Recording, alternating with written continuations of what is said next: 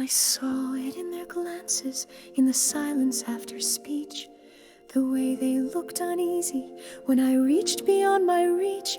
I wasn't loud, I wasn't proud, I didn't steal the floor. I simply stood where they thought I should not stand before. I listened not to flatter, I learned not to impress, but every time I opened up, it somehow meant I pressed. They said she's not a wife, they said she's not a scribe, they whispered she is close to him, but not the proper type. They wanted me in shadow, pouring water, making bread, but I was sitting with the word and letting it be read. I held the flame too openly, I wore the light too bare, and it made them feel like maybe God was listening everywhere. They asked him why allow her, they told him she should wait, but he looked at me with knowing, not correction, not debate. He didn't scold their warnings, he didn't shame their tone, he just kept teaching truths to me he'd spoken once alone. It threatened their position, the closeness that we had, not in flesh but in revelation, in things that made them mad.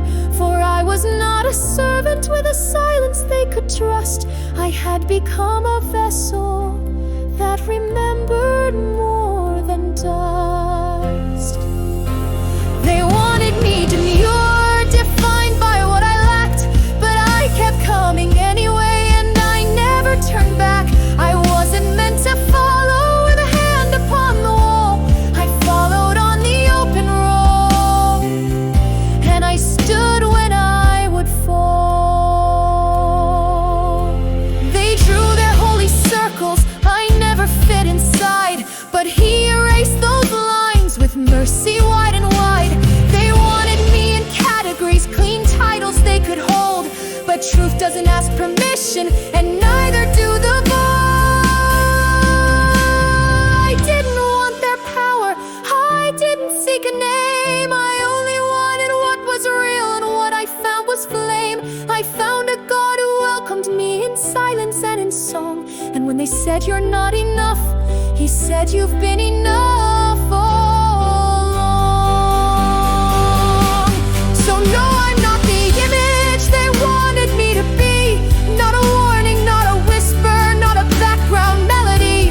I am thunder spoken softly, I am scripture sung in skin, I am woman, voice and witness, and I'm not ashamed to begin. They may not quote my gospel, they may write me out in fear, but I walk with truth beside me, and I still feel him near. Not in temples made by rulers, not in scrolls they kept from me, but in breath and song and fire, in the eyes that finally see.